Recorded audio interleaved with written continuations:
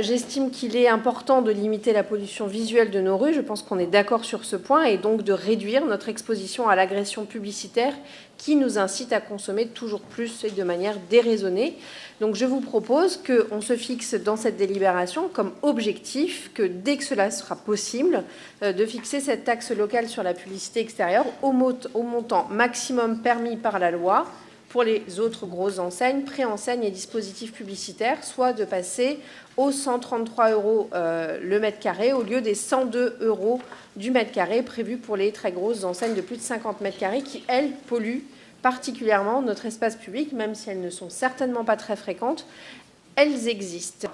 Lors des précédents votes, j'étais d'accord avec vous sur l'exonération des petites enseignes de commerce de proximité, mais j'ai un peu regardé le paysage de centre-ville. De grandes marques nationales ou internationales bénéficient donc de cette exonération. Donc est-ce que la formule même de commerce de proximité, comme nous on pourrait avoir envie de l'entendre, c'est-à-dire plutôt du local, des commerçants qui sont par exemple des restaurateurs ou des petites boutiques indépendantes, est-ce que cette exonération vis-à-vis de grandes marques qui ont des petites enseignes est bien juste vis-à-vis d'elles et eux?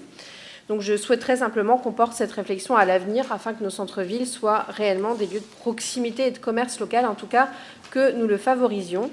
Je ne reviens pas beaucoup plus en détail sur la proposition illégale et discriminatoire de Mme Schweitzer. On se demande quand est-ce qu'elle en arrivera à nous proposer de moduler les taxations des commerçants en fonction de leur bulletin de vote. Peut-être ce jour viendra-t-il. On a cru comprendre que c'était déjà un petit peu dans l'air.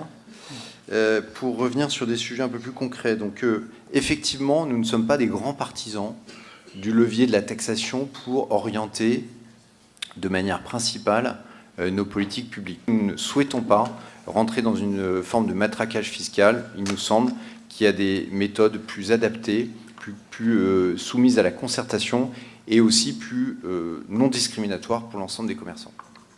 Je voulais juste dire une chose, c'est vrai que c'est toujours facile d'expliquer que c'est jamais assez cher quand on ne paye pas soi-même, c'est jamais assez cher.